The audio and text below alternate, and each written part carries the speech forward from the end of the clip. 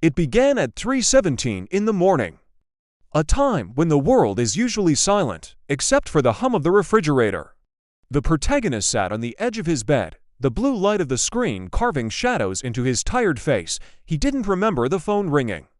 He just saw the notification, one new voicemail. He pressed play. At first, there was nothing but static, then a voice.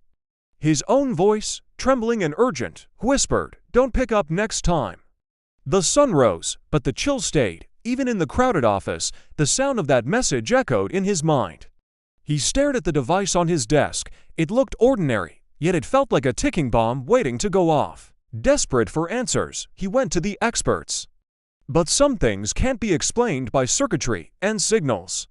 The technician pointed to the logs. No incoming calls, no records.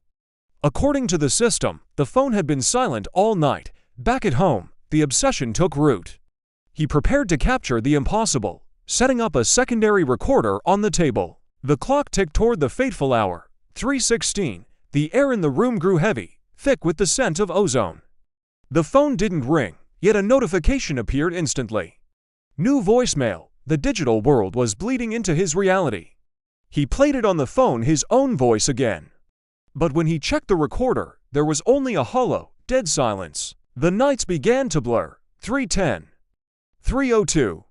The messages were arriving earlier and earlier, as if the future was racing to meet him. Sleep became a memory.